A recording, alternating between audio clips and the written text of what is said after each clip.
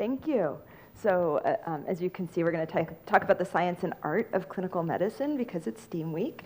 So I'm Dr. Sumant. I practice internal medicine, which means that, all of you, unless you're 18 now, have a pediatrician, but I'm the adult version of that. So I see people who walk into the office for regular checkups as well as, a lot of health concerns. So the medical system is really big, and we're going to get into that, and my part is just this little part of it, just like everybody's part is just a small part.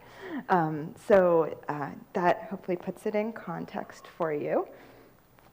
So my talk is going to be, we're going to start with a case presentation.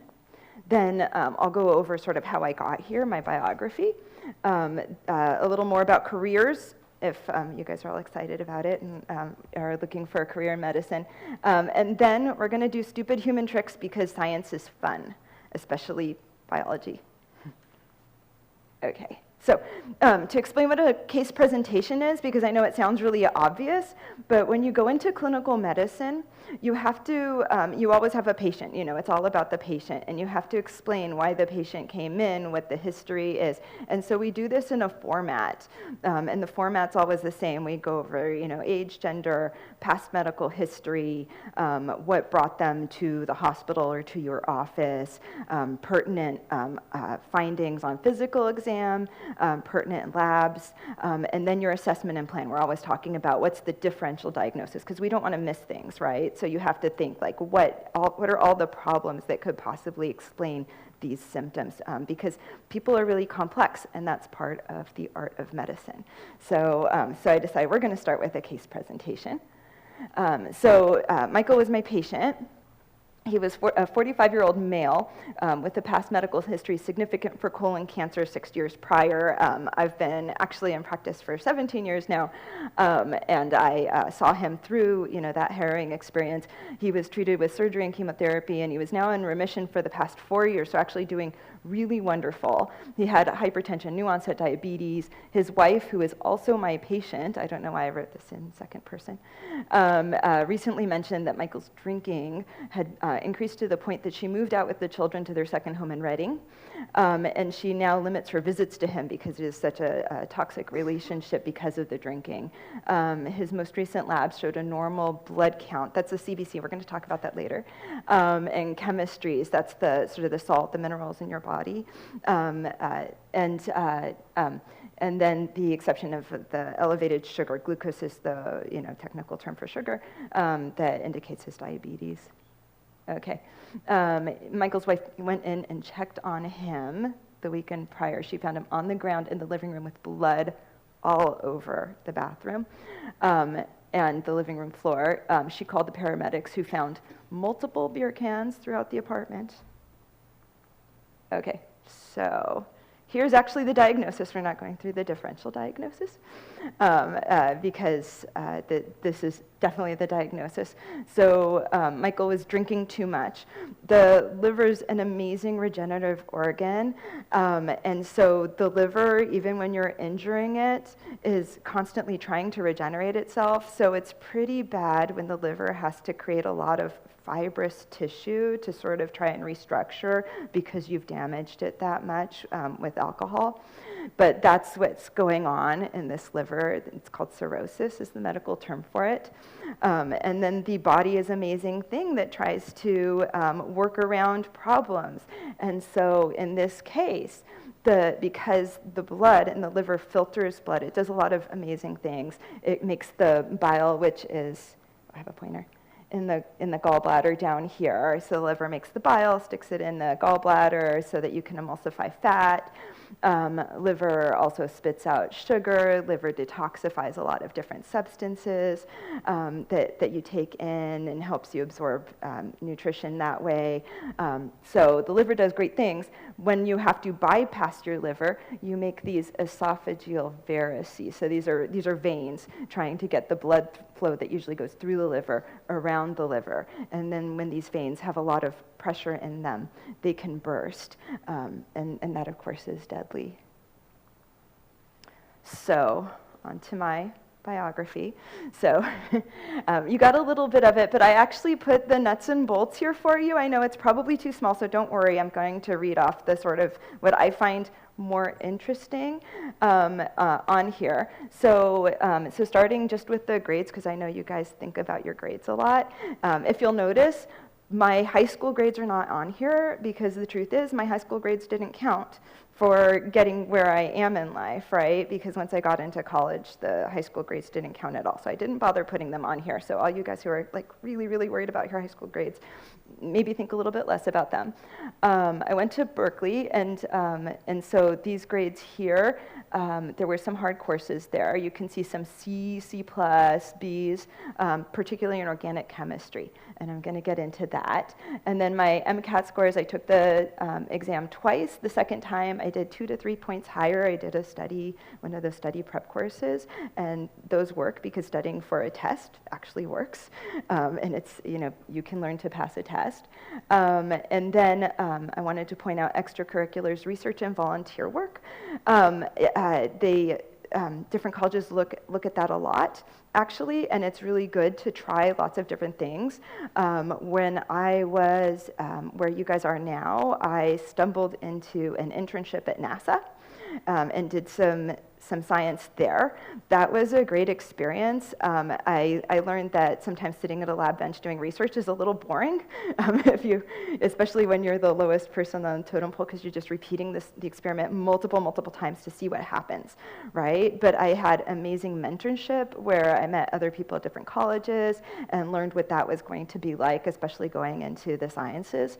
And then I did, a ton, like that whole section is filled, so a ton of other research and volunteer things that sort of open your eyes. There is, I understand, a career and counseling center here, and the people who work there are there to help you find those kinds of opportunities. Okay, so I talked about my C's in organic chemistry. This is the reason why I have a C in organic chemistry. It's because this is the Krebs cycle. And this is how our body gets energy, right? How we break down glucose and we make our ATP. And it's an amazing, interesting system where all the chemical structures are completely broken down. And when you want to do organic chemistry, you have to memorize where every little carbon and every little oxygen and hydrogen is, and what the different enzymes that help this process go, what those are. And I'm just not good at memorization, but I'm still here talking to you today. So I want you to keep that in mind. Okay, so this is the bell curve. I hope it looks familiar to you guys. It just shows that if you have, a bunch of data points and and they sort of fall in this distribution, what the percent of where things fall is. It's really important to science. We base a lot of things on this. This is what our grades in organic chemistry were based on, and so it explains why it was, hard to get those grades that I got, and actually feel pretty good about them. Okay, this we talked about before is the complete blood count. It's how we write it down in shorthand when we're putting together a case presentation for, when we're talking about patients. Back when I was in residency, we had to do things by hand. And so we'd have these pieces of papers with every single, we tried to get all the data points down on these tiny little pieces of paper. And so this was like sort of the shorthand. You just draw a cross and you put in the white cells on the side, the hemoglobin, which is your red cells, your hematocrit on the bottom, and the platelets, which are helping clot on the side. As you can imagine, Michael's hemoglobin and hematocrit were super low. Okay, and this is just a different format that you'd get like out of a computer printout for the white cells, red cells, a lot of other information about how big those cells are, what their distribution is. So that's why you get all these different kind of graphs along with it. Okay, so going back to our bell curve, because I said this is not only important for grades, but it's also important for science. So when we decide what a normal hemoglobin, hematocrit, white cells are, we sort of decide that based on the bell curve. Like somebody a long time ago decided that. And so we know most people fall into the middle normal range. And then we try to figure out if people are really outside of that normal range. what's going wrong with them. And the test itself doesn't give us an answer, right? But it gives us a clue. So if, so I already just explained normal. Now, normal cannot rule out an infection. We're talking about white cells now. So white cells are our infection-fighting cells. But it can't rule out an infection. Lots of people come in to see me every day with urinary tract infections, even appendicitis, right, which is a big infection that could really kill them. And I could take their, check a CBC, and that might give me a clue, oh, maybe I should send this person to the emergency room. But if I have a normal result and the pain was bad enough and it was sort of scary, I would still send them to the emergency room. I cannot rule out an infection just based on a normal white count. So going up, but when it's high, it's likely an infection. That being said, I have a patient who's had just normal, modestly elevated white cells that are just outside the range for years and years and years, and I've never found an infection in her. Or other causes, like bone marrow causes, and as you can see, so sepsis is just like a really bad infection where the infection is causing derangement in your other, like making your blood vessels, your arteries dilate, and you're almost, you're closer to death when you have sepsis, so that's just a bad infection. And then leukemia would be if you're making white cells, your bone marrow is like just spitting out lots and lots of white cells, so it's a blood cancer. Right? And then you go down, and I have another patient actually who has really low white cells for no clear reason. Sometimes when we use a different reagent in the tube and the white cells stop clumping, you actually see that she's actually sort of okay. But it's still an indication that maybe something's off. And then if you get all the way down and you say, oh, they're not making cells at all, you say, what's wrong with the bone marrow? Sometimes the bone marrow has disorders where it gets invaded by fibers and it stops functioning. So the curve tells you something, but that's the art of medicine, is that you think you could just run a test and know answers. That's not necessarily true. Okay, and this is sort of an explanation of why you don't always know answers based on simple tests, and that's because what you do in a test tube, which is called in vitro, like test tube babies in vitro fertilization, that's a very controlled environment, right? Where you have, you guys all know about hypothesis and running experiments, and you want to control all your variables. Really easy to do in a test tube. Really hard to do in vivo, right, in people. So that's what I deal with is with the in vivo. So that makes that's why it's an art of clinical medicine. A lot of medicine is really just art. Okay, so my career track. So undergrad just means going off to college. So this is like after you got what you're doing now, right? And that's 4 years. Then you go to medical school in 4 years. There are some faster track programs, but that's the average, is you do another 4 years in medical school. And then you do residency, and most residency programs are 3 to 4 years. Your first year is called an intern year. And then you can take an optional last year of chief residency if you want. You get chosen. That's actually an honor to be like earning much less money than you would if you just graduated. And then sometimes people do fellowships, and a lot of American medical school graduates nowadays go into fellowships or go into surgical subspecialties. So much of medicine is subspecialized that we actually have a shortage of people like me, of primary care doctors that just take care of people. So medicine is a great place to go, and in order to have a career where you can use your science and you can use art.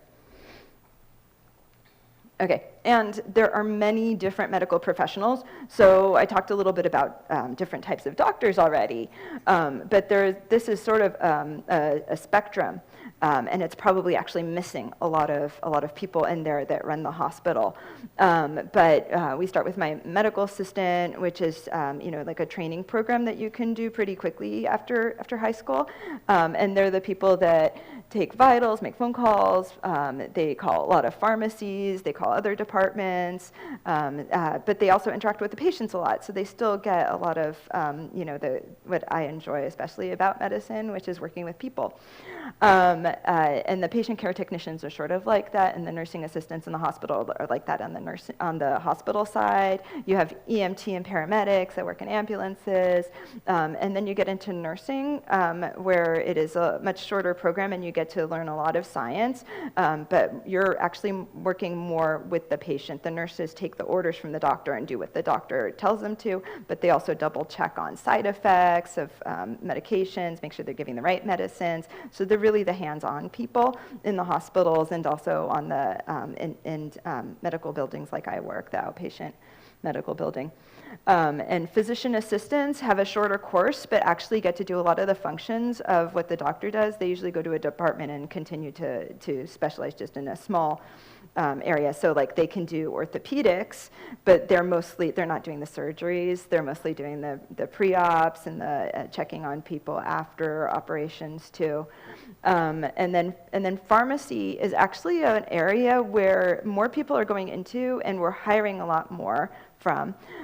When you go into pharmacy school, you think you're just learning about medicines and dispensing pills, but that's not really it. We're using those people to do a lot of protocol-based work. So they run our diabetes programs, they outreach for hypertension, whenever people are having, not complying with their program, and we use the pharmacists a lot, and we're going to continue to be doing that as physician extenders, just like we're hiring physician assistants, and NPs is a nurse practitioner that works a lot like the physician assistant. So if you go into nursing and then you say, no, I want to be giving the orders, you can actually do an additional fellowship type program, and be the one prescribing things as well. And then there's me. Okay, we're at Stupid Human Tricks. So this is a participation section, okay? So you probably heard about your funny bone. So we're going to all take one arm, and then we're going to pull it back, okay? And just let it hang back, like really try to stretch your elbow right here, okay? Is anybody feeling cold yet? You can raise your other hand, like a little tingly cold, anything. No? Okay, now take your other hand and rub. You see a point? You have to rub on the inside point. Anybody getting tingly yet in their little finger? Yeah? Okay, we got one. Okay, I'm actually finding that if I go a little bit further up, I got another. Okay. Okay. Do we know which body system this uses? Did I put on my slide? Yeah. Okay, you can shake it out now. Like you just made your hand fall asleep, you could shake it out. So many people come in and say, I have a problem with my circulation, I feel tingly. And I say, no, you do not have a problem with your circulation. This is not your circulatory system. Your circulatory system is your heart pumping, right? And the heart, and that pumping going into your blood vessels and going into the arteries and getting the blood to your hands and your feet and then bringing it back through the veins, right?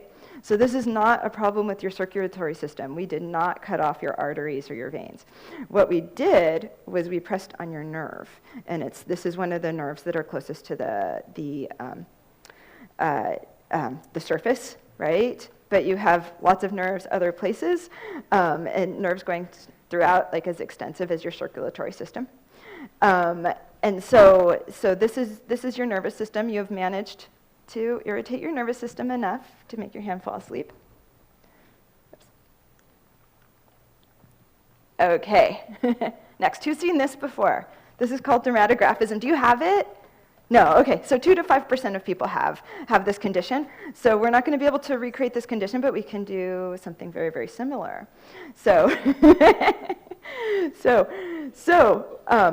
what's happening here is this is somebody who's like super allergic. And so they can actually write on their skin and it makes things puff up. But you guys can do this too to a certain extent, right? And we can do this by pulling up our sleeve and then rubbing, get your arm really, really hot. Do this for a good 2 minutes. Yeah. Okay. Who's pink? I'm pink already. Okay. Now take your nail and go ahead and scratch. And I think you guys can see on my arm, you see a nice big red mark there. It's not as good as the dermatograph has them, but there's a nice big mark. So, and we're stimulating our own immune system here, right?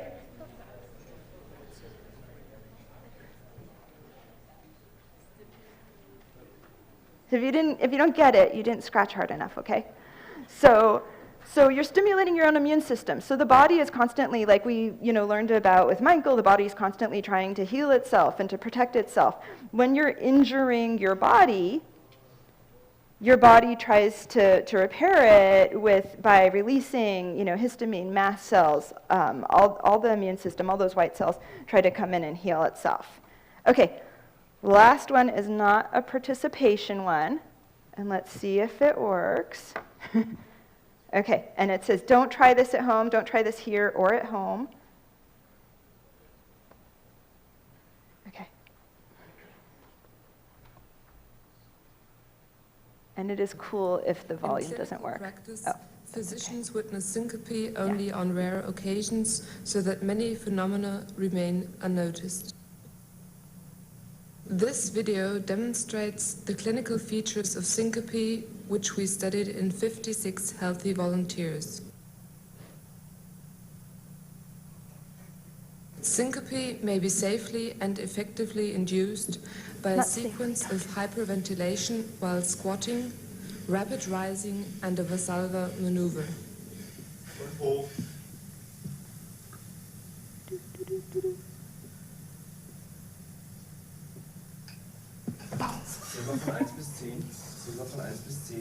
In order to test their responsiveness, subjects are repeatedly asked to count. Okay, that was the cool part.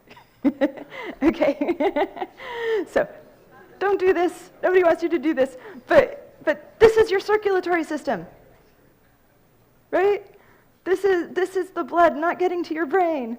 And so your brain is telling you, actually your vagus nerve, which handles your reflexes, is just shutting it off and saying, fall over. And so you're passing out.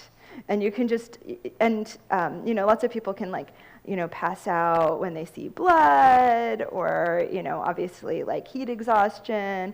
But this is you can actually induce this in regular healthy people too.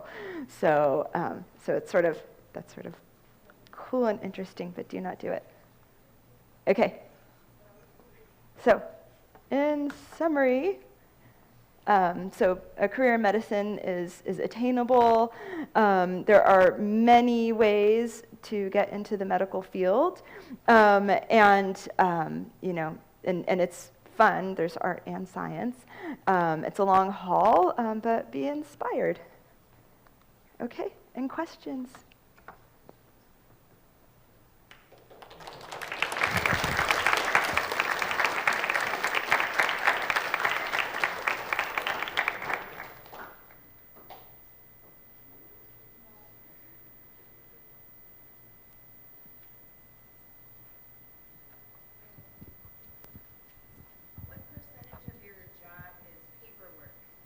Ooh, too much, right?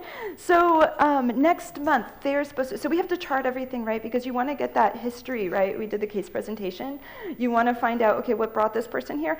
And then, we're all very unreliable. If we want to, talk about our brains and how we remember things, it's not good. You can write something down and look back at it 5 months later and be like, did I really do that? So we have to chart everything. Next month in my clinic, next month or the month after, we're supposed to get these little digital assistants that are going to scribe for us, which is really exciting. AI is going to hopefully transform medicine. But right now I definitely, type out or dictate my charts. I'm constantly at the computer, refilling medicines, answering emails. So I do that for, I'd say, 25%, because I'm usually sitting at my desk after I see all my patients for a good, hour for a 4-hour slot. What made you decide to be a primary care doctor? Oh, I have no idea. I was not one of, I know some of you guys know exactly what you want to do in life. I don't know. I don't know what percentage you do. I had no idea what I wanted to do in life. And so I just went wherever I was sort of interested, what I found interesting. Of all your years of education, which were the hardest? Oh, that's a great question. So I'd say, being graded on the bell curve definitely affects your ego. So maybe that, but it was also the more interesting, the most exciting.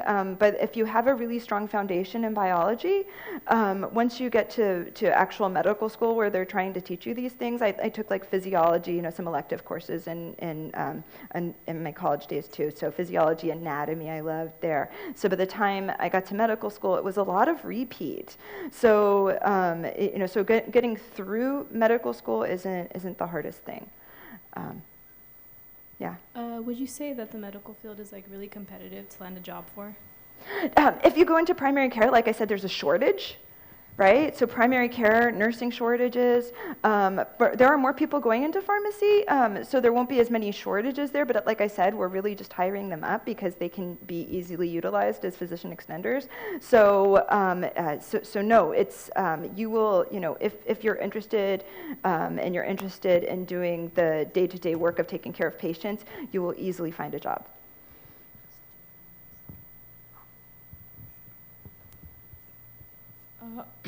On average, how many patients do you think you're seeing daily? I don't think I have a schedule. So there's 9 to 11 slots open, and in that schedule with usually 2 reserved for phones, which go a lot faster, phone or video.